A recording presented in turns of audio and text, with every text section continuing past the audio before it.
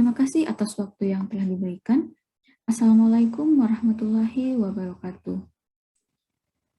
Yang terhormat, Bapak Dr. Insinyur Kristio Sumarwono MSc, yang kami hormati Ibu Sri atau Eskep MM, dan yang kami hormati pula Bapak Dr. Taufik Muhammad Bilal. Pada kesempatan hari ini saya akan mempresentasikan rancangan aktualisasi dan habituasi saya yang berjudul Pelaksanaan Pelayanan Klinik Sanitasi pada Pasien Rawat Jalan di UPTD Puskesmas 1 Kabupaten Kediri. Sebelumnya, izinkan saya memperkenalkan diri saya terlebih dahulu.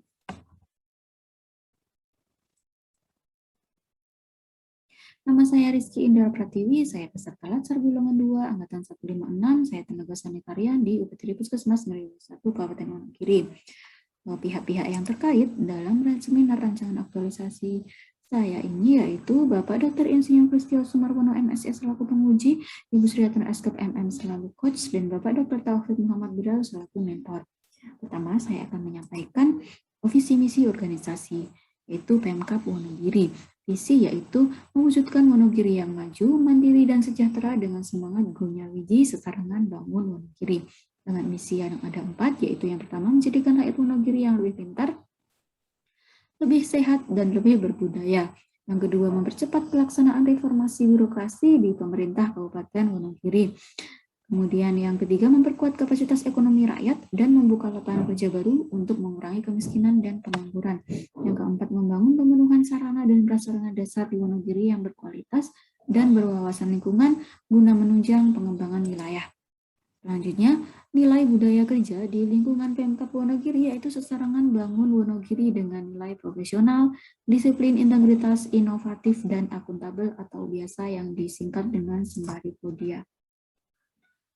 Selanjutnya, saya akan menjelaskan tentang identifikasi dan analisis isu permasalahan. Saya menemukan beberapa isu permasalahan dan kemudian saya analisis dengan teknik APKL dan teknik USG. Isu permasalahan tersebut yaitu yang pertama, belum optimalnya pelaksanaan SDBM 5 pilar, yang kedua, belum adanya pelayanan klinik sanitasi pasien penyakit berbasis lingkungan, yang ketiga, kurang optimalnya pemberian informasi kepada masyarakat mengenai persyaratan rumah sehat, dilihat masih banyak rumah yang di rumah warga di lingkungan Puskesmas GW 1 yang masih belum memenuhi syarat kesehatan. Kemudian yang keempat, belum optimalnya kegiatan pengelolaan sampah medis. Dan yang kelima, belum optimalnya pelaksanaan kegiatan pemeriksaan air bersih dan air minum. Dari permasalahan tersebut dianalisis dengan teknik KPKL, kemudian ditemukan 3 isu permasalahan. Dari 3 isu permasalahan kemudian dianalisis dengan teknik USG dan ditemukan 1 isu prioritas, yaitu belum adanya pelayanan klinik sanitasi pada pasien rawat jalan dengan sumber isu pelayanan publik, manajemen ASN, dan whole of government.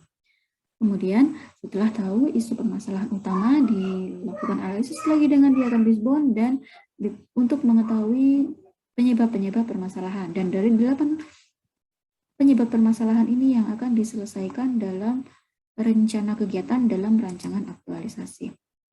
Kemudian dampak jika tidak segera diselesaikan, yaitu ada yang pertama, mempengaruhi pencapaian visi misi puskesmas, yaitu visi terwujudnya pelayanan yang prima menuju masyarakat yang sehat dan mandiri. Kemudian misi yaitu terselenggaranya pelayanan kesehatan yang prima, meliputi pelayanan promotif, preventif, kuratif, dan rehabilitatif. Kemudian untuk pasien bisa terjangkit sakit kembali dan bahkan bisa terjadi penularan yang lebih luas di daerah tempat tinggalnya. Selanjutnya, setelah ditemukan isu permasalahan, saya menemukan gagasan pemecahan isu yang telah saya susun dalam rancangan aktualisasi, yaitu pelaksanaan kegiatan pelayanan klinik sanitasi pada pasien rawat jalan di UPTD Puskesmas 1 Kabupaten Wonogiri dengan rencana kegiatan yaitu ada 7 kegiatan. Yang pertama, menyusun SOP pelayanan klinik sanitasi.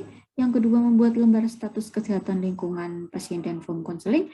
Yang ketiga, membuat buku register pasien konseling. Yang keempat, membuat media KIE. Yang kelima, melakukan sosialisasi pelayanan klinik sanitasi. Yang keenam, melaksanakan pelayanan klinik sanitasi.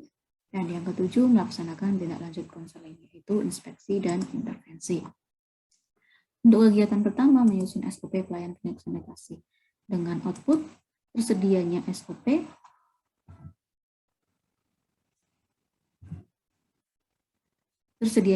pelayanan klinik sanitasi.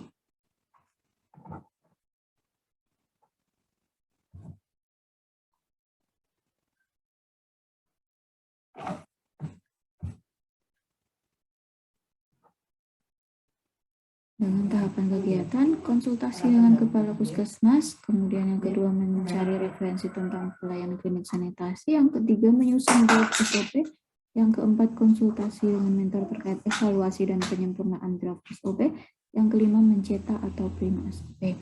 Nilai dasar ASN yang terkandung akuntabilitas, nasionalisme, etika publik, komitmen mutu, anti korupsi. Kedudukan dan peran yang terkandung juga adalah whole of government dan manajemen ASN. Dengan tersedianya SOP pelayanan klinik sanitasi memberikan kontribusi terhadap visi, misi, dan nilai organisasi, yaitu akuntabel. Kemudian kegiatan yang kedua membuat lembar status kesehatan lingkungan pasien dan form konseling. Dengan output tersedianya lembar status dan form konseling. Tahapan kegiatannya yaitu yang pertama melakukan konsultasi dengan mentor, yang kedua membuat lembar status kesehatan lingkungan pasien dan form konseling sesuai dengan PMK nomor 13 tahun 2015.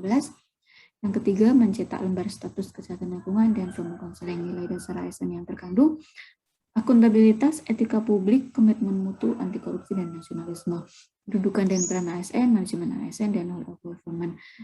Kegiatan ini juga memberikan kontribusi terhadap pencapaian visi misi dan juga nilai organisasi, yaitu inovatif. Kemudian kegiatan yang ketiga membuat buku register pasien konseling klinik sanitasi dengan output tersedianya buku register. Kemudian tahap kegiatannya mencari referensi, kemudian membuat buku register dan mencetak buku register. Nilai dasar ASN yang terkandung anti korupsi, etika publik, komitmen mutu, akuntabilitas, anti korupsi. Kedudukan dan peran whole of government dan manajemen ASN. Dengan tersedianya buku register juga memberikan kontribusi terhadap visi misi organisasi dan juga nilai organisasi, yaitu inovatif. Kemudian untuk kegiatan yang keempat, membuat media KIE penyakit berbasis lingkungan. Dengan output tersedianya media KIE. Tahapannya mengumpulkan bahan pembuatan leaflet, yang kedua mendesain leaflet, dan yang ketiga mencetak leaflet.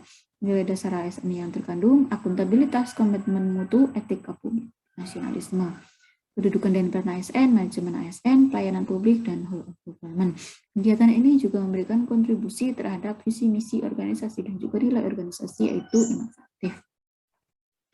Kemudian untuk kegiatan yang kelima, melakukan sosialisasi pelayanan klinik sanitasi. Dengan output adanya pemahaman tentang pelayanan klinik sanitasi dan alur pelayanan. Tahapannya, yang pertama konsultasi dengan mentor, yang kedua menyiapkan bahan tayang, dan yang ketiga melaksanakan sosialisasi. Dengan nilai dasar ASN yang terkandung akuntabilitas, nasionalisme, etika publik, komitmen mutu, anti korupsi. Kedudukan dan peran ASN, whole of government, dan manajemen ASN. Juga memberikan kontribusi terhadap pencapaian visi misi organisasi dan juga nilai organisasi, profesional, dan integritas.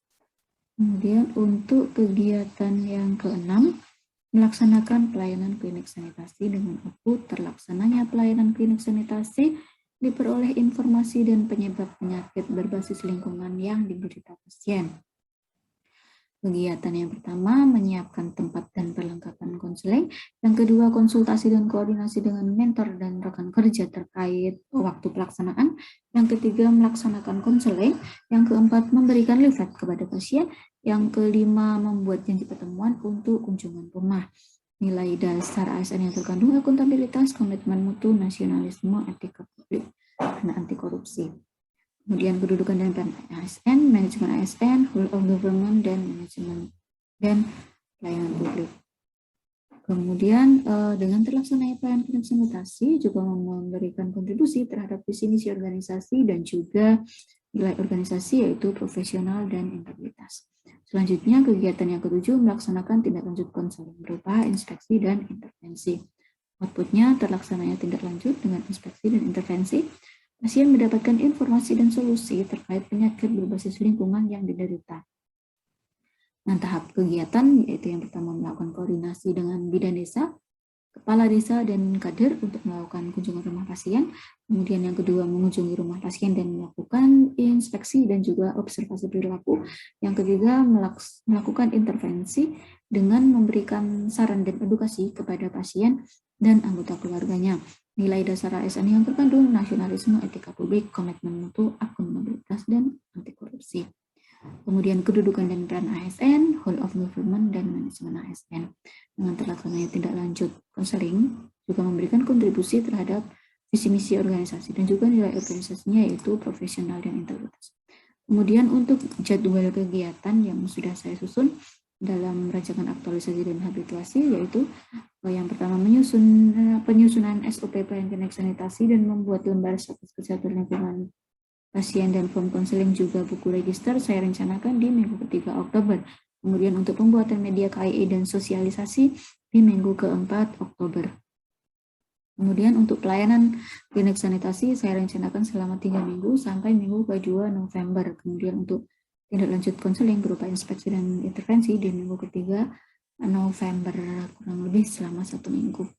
Ya, demikian presentasi dari saya. Ada kurang lebihnya saya mohon maaf. Billahi taufik wal hidayah. Wassalamualaikum warahmatullahi wabarakatuh.